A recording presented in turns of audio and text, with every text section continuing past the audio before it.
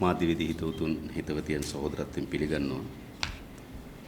අප දන්නවා දැන් ජනාධිපතිවරයා සුපුරුදු පරිදි සෑම සෙනසුරාදාම ගම සමග පිළිසඳරක්. ඒ කියන්නේ ගමට ගොස් ගමේ ජනතාවගේ ප්‍රශ්න විසඳනවා යයි කියන අටියෙන් යම් මාධ්‍ය මෙහෙයුමක් දියත් කරලා තිබෙනවා. එහිදී ජනාධිපතිවරයා විසින් කරනු ලබන්නේ ඒ සතියේ ආණ්ඩුවට එල්ල වී තිබෙන චෝදනාවන් විවේචනයන් පිළිබඳව පිළිතුරු සැපයීම සහ ඔහුගේ අඬවැඩියාව ඉදිරිපත් කිරීමේ සංදර්ශනයක් බවට ඒක පත් වී තිබෙනවා. කෙටියෙන් ගත්තොත් ජනතාවගේ ගැටලු වලට අහුම්කම් දෙනවා වෙනුවට ඔහු මුහුණ දී තිබෙන ගැටලු පිළිබඳව අඳෝනාවක් තමයි මේ සෑම සෙනසුරාදා දිනෙම කරන්න පුරුදු වෙලා ඉන්නේ. හැබැයි ඒක අඳෝනාවක් පමණක් නෙවෙයි, ඒක යම් බිහිසුණු චිත්‍රයක් තිබෙන බව පේනවා. විශේෂයෙන්ම ඊයේ දිනේදී එතුමා විසින් කරන ලද ප්‍රකාශයන් අතර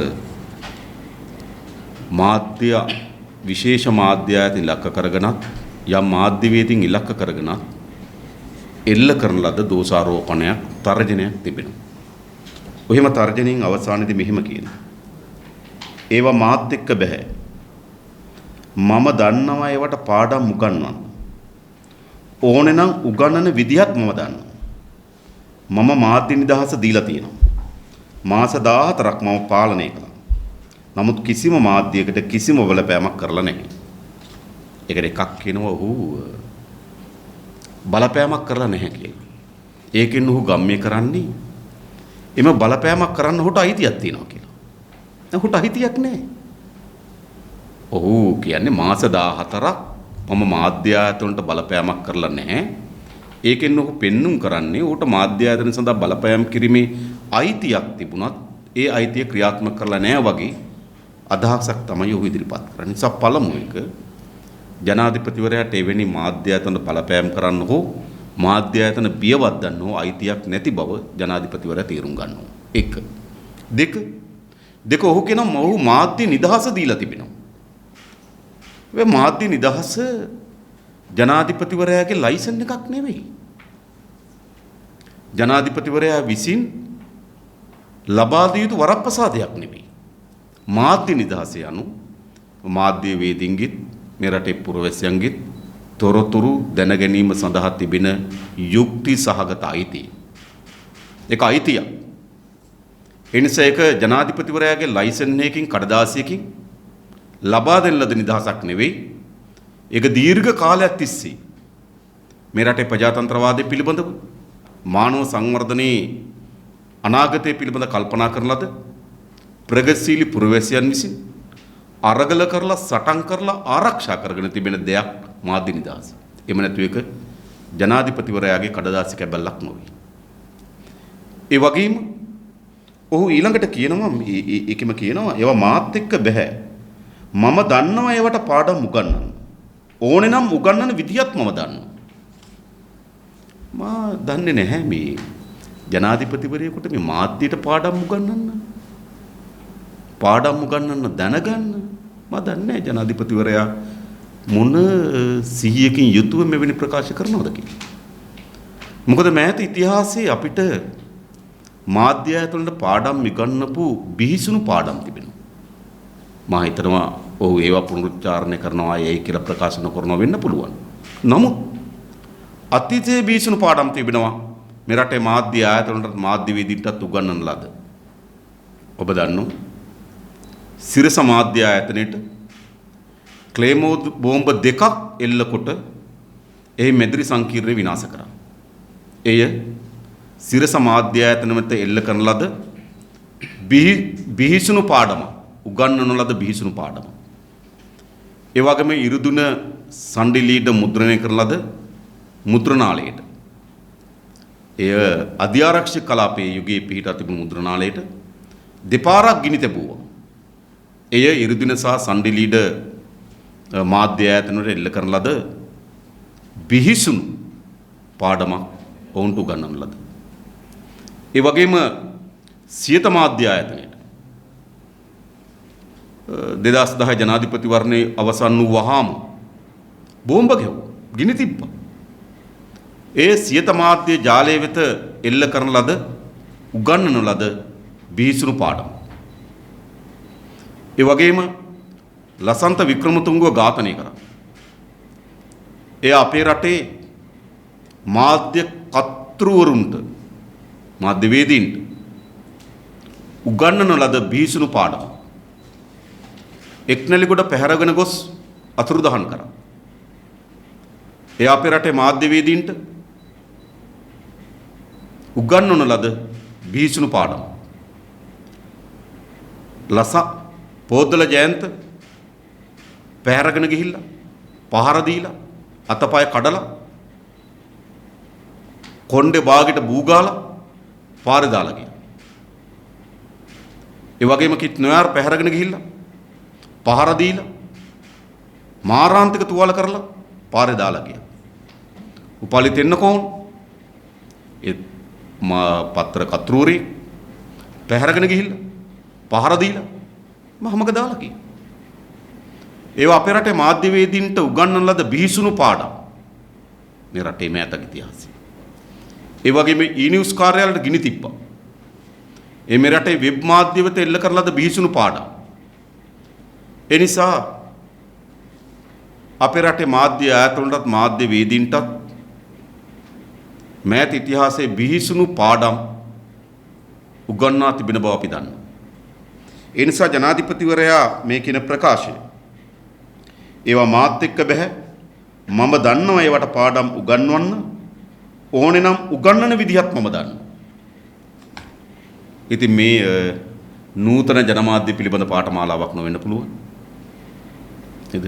මාධ්‍යයේ ජාත්‍යන්තරව අත්පත් කරගෙන තියෙන ජයග්‍රහණ අපේ මාධ්‍ය ආයතන වෙත හා මාධ්‍යවේදීන් වෙත ලබා දීම සඳහා ඔහු දරන උත්සාහයක් නොවෙන්න පුළුවන්. මෙය ඍජුවම මාධ්‍ය ආයතන සහ මාධ්‍යවේදීන් ඉලක්ක කොට එල්ල කොට තිබෙන බලපෑම. ඒ විගසම ජනාධිපතිවරයා කියනවා ඔහු එවැනි බලපෑමක් කරලා නැහැ කියලා. මේකම තමයි බලපෑම. ඒ නිසා මම හිතනවා ජනාධිපතිවරයා ඊට හොඳින් තේරුම් ගත යුතු තිබෙනවා මේ යුගයේ වෙනස්. පැරණි පාඩම් වලින් පැරණි මාධ්‍ය ආයතන සහ මාධ්‍යවේදීන්ට උගන්වන ලද බිහිසුණු පාඩම් වලින් ඒ යුගයේ පාලකයනුත් පාඩම් ඉගෙනගෙන තිබෙනවා. ඒ වගේම මේ රටේ පොදු ජනතාවත් පාඩම් ඉගෙනගෙන තිබෙනවා. ඒ නිසා මා හිතන්නේ නැහැ නැවත එවැනි බිහිසුණු පාඩම් මාධ්‍ය ආයතන වෙත හෝ මාධ්‍යවේදීන්ට ඉගෙනවීම සඳහා ජනාධිපතිවරයා උත්සුක වේවි කියලා මා බලාපොරොත්තු වෙන්නේ නැහැ. ඊළඟ ඔහු කියනවා නෑ නීති ගේන්න. නීති සම්පාදනය කිරීම බලය තියෙන පාර්ලිමේන්තුවට. ජනාධිපතිවරයාට නොවේ. එනිසා එවැනි නීති අනපනක් ගෙනීමේ ක්‍රමවේදයක් තිබෙනවා. අපි ඒක වෙනම සාකච්ඡා කරමු. නමුත් ජනාධිපතිවරයා තේරුම් ගන්න ඕන නීති සම්පාදනය කිරීම බලය තිබෙන්නේ පාර්ලිමේන්තුවට බව. එනිසා මෙම ප්‍රකාශන හරහා ඔහු පෙන්눔 කරමින් තිබෙන්නේ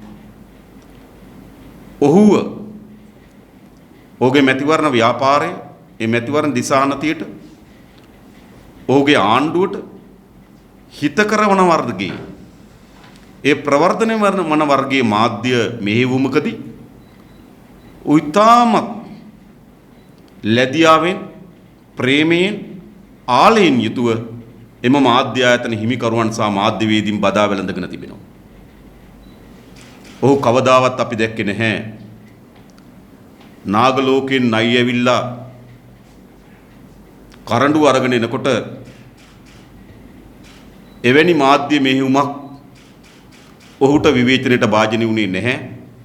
එහුගේ දේශපාලන ව්‍යාපෘතියේ ප්‍රවර්ධනයක් බව ඔහු දන්න නිසා. ඔබට මතක ඇති වඳ කොත්තු, වඳ ඇඳුම්, වඳ බෙහෙත්, වඳ දොස්තරලා වැනි ප්‍රවෘත්ති නිර්මාණය කරමින් ඒවා ප්‍රවර්ධනය කරනකොට ඔහුට දැනුනේ නැහැ මාධ්‍ය හිමිකරුවන් තමන්ගේ දේශපාලන උවමනාවට අනුව මේ මාධ්‍ය මෙහෙවන බව.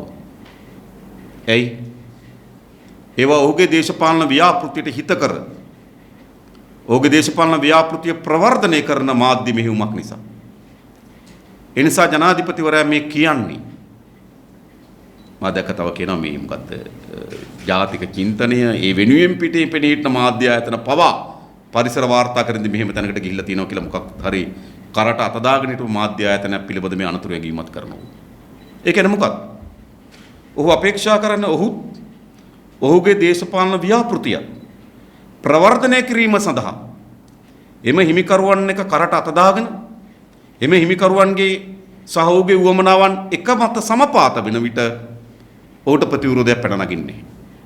හැබැයි ඔහුගේ දේශපාලන ව්‍යාපෘතිය ජනතාවගේ පැත්තේ නම් වාර්තාකරණය කරනකොට ඔහුගේ ආර්ථික පාරිසරික විනාශකාරී ප්‍රතිපත්තිය ජනතාවගේ පැත්තේ නම් වාර්තාකරණය කරනකොට ඔහුට එය මාධ්‍ය හිමිකරුවන්ගේ මෙහෙයුමක් හැටියට අර්ථකථනය වීම තමයි අපිට තේරුම් ගන්න බැරි වෙන්නේ. ඒ නිසා ජනාධිපතිවරයාට මාධ්‍ය පිළිබඳ තිබිය යුතු ඍජු ප්‍රතිපත්තියක් මිසක් දෙබිඩි ප්‍රතිපත්තියක් නොවේ. නමුත් ඔහු මේ පෙන්눔 කරමින් තියෙනකොට දෙබිඩි ප්‍රතිපත්තියක් තිබෙන බව. ඒ දෙවෙනි කරුණ. තුන්වෙනි කරුණ තමයි මේ සාකච්ඡාවේදී කියනවා දැන් මේ බලන්න තව බොරු ප්‍රචාර ගෙනියනවා. කියන්නේ JVP පරිසරවේදී අර මුහුණු පොතේ දානවා. සිංහරාජයේ අවසන් ගමන් ගිය තවත් ගහක් කියලා දානවා. දැන් JVP පරිසරවේදියෝ කියලා Facebook පිටුවක් කරහා පරිසරයේ විවිධ බොරු ප්‍රවෘත්ති නිර්මාණය කරන බව අපි දැක්කා. අපි දැක්කයි. හරිද? මේ පිටුව මිට සතියකට ආසන්න කාලයකින් තමයි නිර්මාණය කරලා තිබෙන්නේ.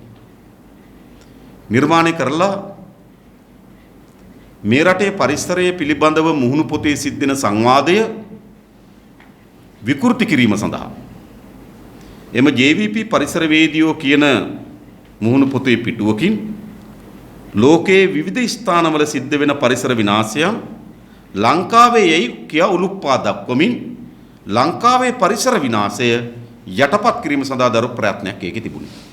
ඒක අපි දැක්කා. දැන් ජනාධිපතිවරයා එම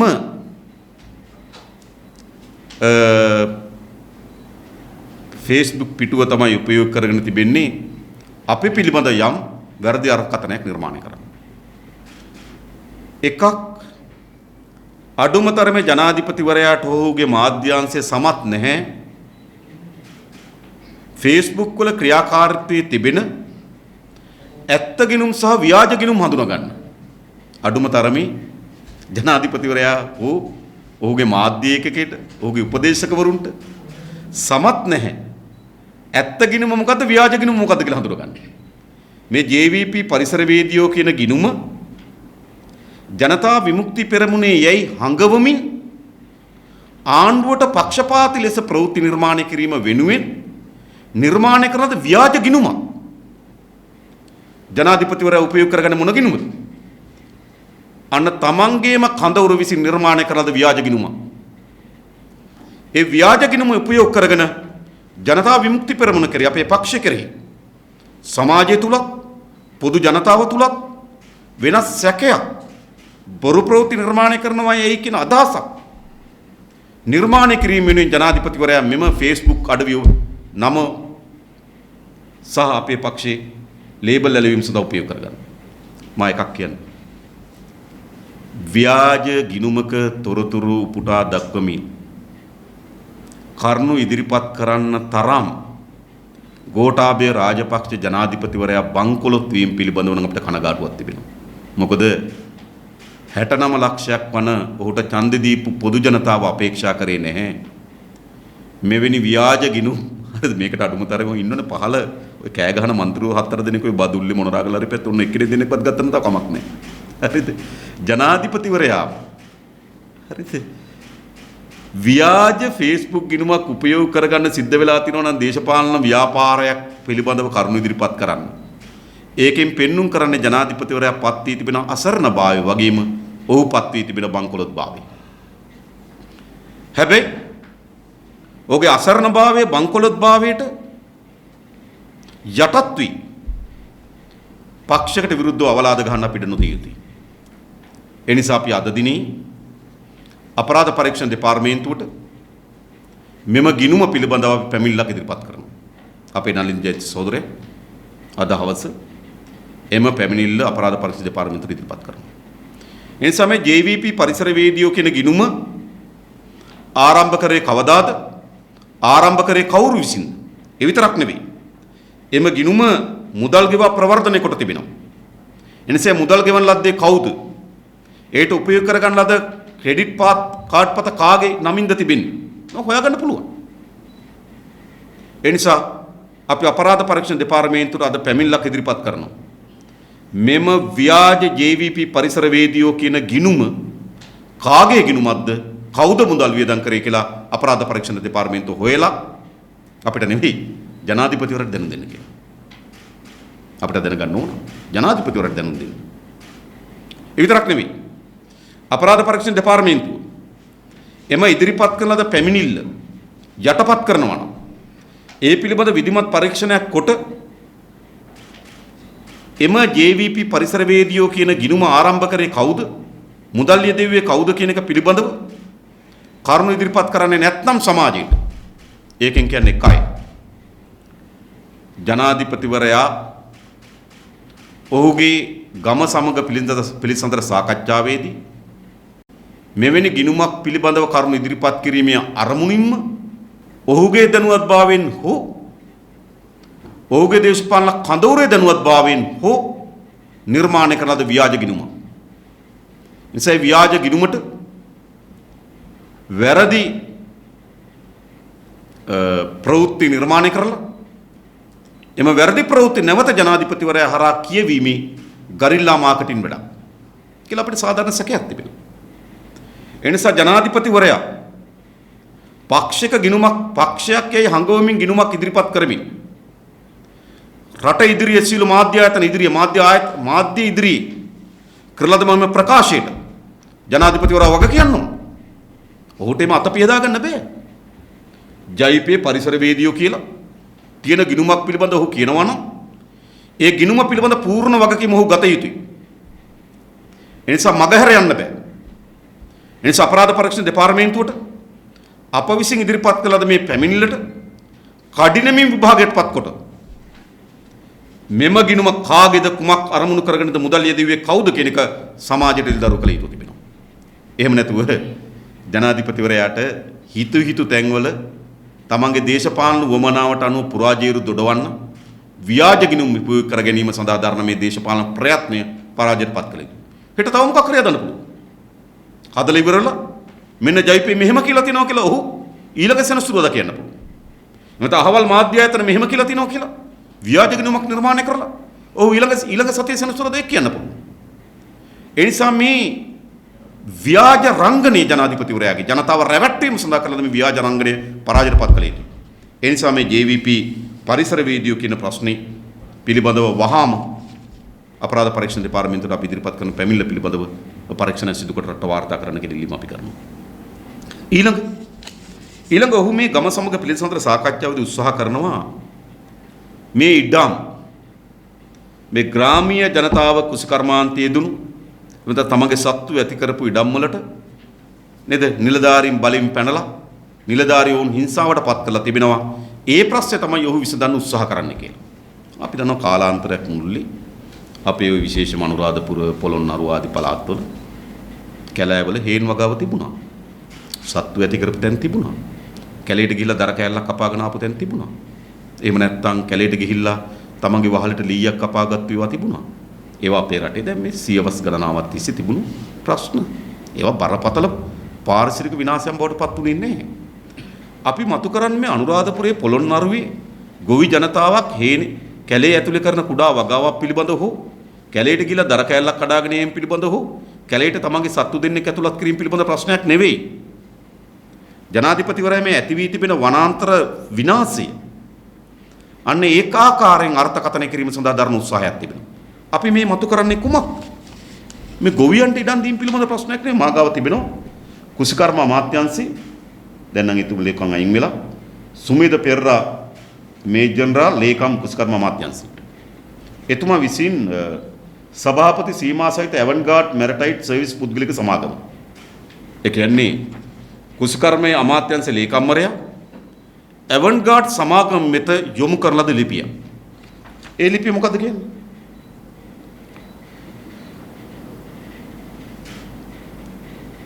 වාර්ෂිකව බඩිරිඟු මෙට්‍රික් ටන් ලක්ෂ 2ක ඌනතාවයක් පවතින අතර මෙම අස්වැන්න ලබා ගැනීමට අක්කර 80000ක් පමණ වපසරියක් අවශ්‍ය වන අතර එයින් අක්කර 40000ක ප්‍රමාණයක් වගා කිරීමට ඔබගේ ආයතනයට හැකියාවක් ඇති බව දන්වා ඇත.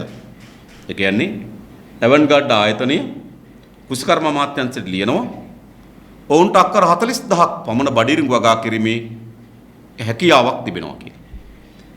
ඒ අනුව නියම ව්‍යාපෘතියක් ලෙස අක්කර 5000ක බඩිරිඟු වගා ව්‍යාපෘතියක් ආරම්භ කිරීමට ඔබ ආයතනයට අනුබද්ධ ඇවන්ගාඩ් ඇග්‍රෝ සමාගම නමින් අනුබද්ධ සමාගම ස්ථාපිත කර ඇති අතර අපේක්ෂිත ව්‍යාපෘතිය මගින් රජයේ මූලික වශයෙන් බලාපොරොත්තු වන විදේශ විනිමය ඉති කිරීම හා සිරකරු පුනරුත්ථාපනට අමතර වෙනස් සමාජික කටයුතු කරගැනීම යන බැවින් මෙම ව්‍යාපෘතිය ක්‍රියාත්මක කිරීම සුදුසු බව නිර්දේශ කරමි. මොනවද තියෙන ප්‍රශ්නේ? ඇවන්ගාඩ් සමාගම කුසිකර්ම අමාත්‍යාංශයෙන් ඉල්ලන අක්කර 40000. කුසිකර්ම අමාත්‍යාංශ ලේකම්වරයා මොකද්ද කියන්නේ? ඔබට එවැනි ධාරිතාවක් තිබෙන බවට අපි සතුටු වෙනවා. හැබැයි නියම ව්‍යාපෘතියක් හැටියට අපි අක්කර 5000ක් ලබා දෙනවා. මේ දෙන්නේ අනුරාධපුරයේ පොළොන්නරුවේ කුරුණෑගල ඈත ගොවි ජනපදවල තුන්වෙනි පරම්පරාවේ දුවදරුවන්ට ඉඩ කඩමක් නැහැ ගෙයක් දොරක් හදා ගන්න ඕ ගොවිතැන බතක් කරගන්න. ඒ අයට නෙමෙයි මේ ඉඩම් දෙන්නේ. අක්කර 40000ක නියම ව්‍යාපෘතියකට ඇවන්ගාඩ් සමාගමකට අක්කර 5000ක් දෙනවා. අන්න එතන තමයි විශාල බරපතල වනාන්තර විනාශයට ලක් වෙන්නේ. මේ කැලේට ගිහිල්ලා දර කැල්ලක් කඩන එක හෝ කැලේට සතෙක් දෙන්නෙක් ඇතුල් කරන එක නෙවෙයි. අක්කර 40000ක් ඇවන්ගාඩ් සමාගමට ලබා දෙන්නත් අක්කර 5000ක් නියම ව්‍යාපෘතියක් ලෙස ලබා දෙන්න.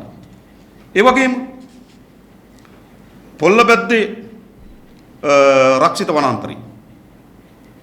ඒ අක්කර 4526ක් මා රූස් වනාන්තර කපා හෙලිපෙලි කරමින් සමාගම වලට ලබා දෙනවා. ලංකාවේ පළවෙනි මතාවට ආදිවාසීන්ගේ නායක ඌරු වර්ගයේ වන්නිලා ඇත්තුන්ට අධිකරණයට යන්න සිද්ධ වුණා. තමන්ගේ වනාන්තර ටික ආරක්ෂා කරලා දෙන්න කියලා. කාටද මේ ඉඩම් දුන්නේ? මේ ගොවි ජනතාවට දීපු ඉඩම් නෙවෙයි. කාටද? RGN ප්ලාන්ටේෂන් පුද්ගලික සමාගම. නොම්බර 61 1 2 දෙහිවල පාර නුගේගොඩ. උන්න දීලා තින කොච්චරද? අක්කර 1000ක්. මේ නුගේගොඩ කම්පැනි එකට අක්කර 1000ක් දෙනවා පොල්ලබැද්දේ. හරිද? DSW හර්බල් ප්ලාන්ටේෂන් පුද්ගලික සමාගම. ඇල්විටිකල මාවත නාරායන්පිට කොළඹ 5 අක්කර 100ක් දෙනවා. ඊළඟ ඩෙල්මා chicken and ඩෙල්මා chicken and agro පුද්ගලික සමාගම. නොම්බර 21 වරදාල මල්ව ගෙදර අක්කර 500ක් දෙනවා. හරි. අක්කර රුපියල් 1000ට දෙන්නේ බදු කුලිය. අක්කර රුපියල් 1000ට. ඒතර අක්කර 1000ක් ගන්නවා රුපියල් ලක්ෂ 10යි. හරිද? අක්කර 500ක් ගන්නවා රුපියල් ලක්ෂ 5යි. මෙහෙමයි මේ ඉඩම් ලබා දෙන්නේ. ඊළඟ පුස්සැල්ල මීට් ප්‍රොඩක්ෂන් පුද්ගලික සමාගම. පාසල් මාවත පැලවත්ත බත්තරමුල්ල මේ ආසන්නයේ. අක්කර 500යි.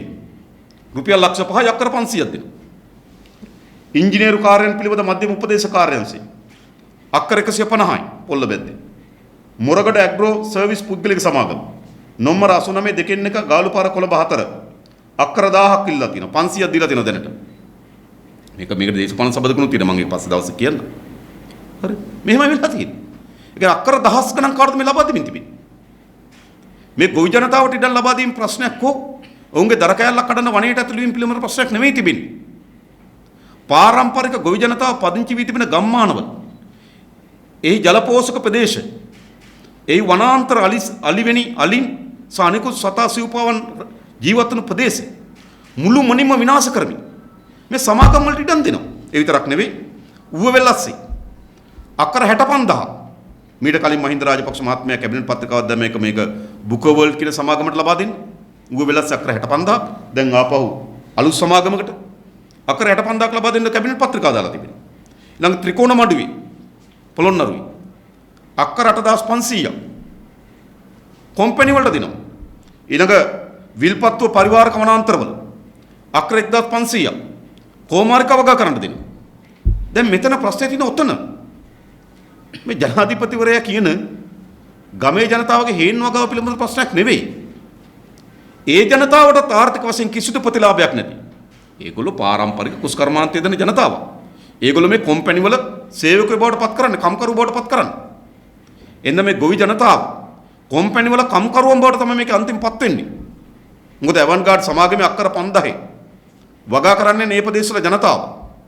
එමෙත අනිත් සමාගම් වලදී ඉඩම් වල පාරම්පරික ගොවිතැනේ යෙදෙන ජනතාව තමයි ඒ වගේ කම්කරුවන් හැටියට ගන්න. ඒ නිසා ගොවියා කුලී කම්කරුව බවට පත් කරන මේක අවසන් ප්‍රතිඵලයි. ඒ නිසා මොකද්ද වෙමින් තිබෙන්නේ? මේ විශාල පාරිසරික හානිය තියෙන වෙන කොතනකවත් නෙවෙයි. මුතුරාජවල අක්කර 700ක් දෙන ගෝල්ෆ් පිටියක් දාන්න. ඊට කලින් අක්කර 400 ගණනක් දුන්නා නිවාස සංකීර්ණයක් හදන්න. මෙහෙමයි තියෙන්නේ. අක්කර 100 ගණන් දහස් ගණන් තමන්ට ඡන්ද වලට උදව් කරපු නැත්නම් කොමිස් වලට පගා වලට මේ රටේ වනාන්තර තෙත්බිම් කලාප පවරා දීමේ සලස්මත් දියත් කරලා තිබෙනවා. තුට්ටු දෙකට මගේ මුදල් වලින් මේක ගණනය කරන්න බෑ කෙසේවත්. නේද? අක්කර 1000ක් දෙනවා රුපියල් ලක්ෂ 10ට. අක්කර 500ක් දෙනවා ලක්ෂ 5ට. මේමයි සිද්ධ වෙලා තිබෙන්නේ. ඒ නිසා මේ විනාශය තමයි අපි කතා කරන්නේ. ජනාධිපතිවරයා උත්තර දෙන්න ඕන අන්නේ විනාශයට. ඔහු අඩුමතරම ඊළඟ සෙනසුරාදාව මේ සමාගමකට ඉඩම් දුන්නාද නැද්ද කියලා කියන්නේ රටට.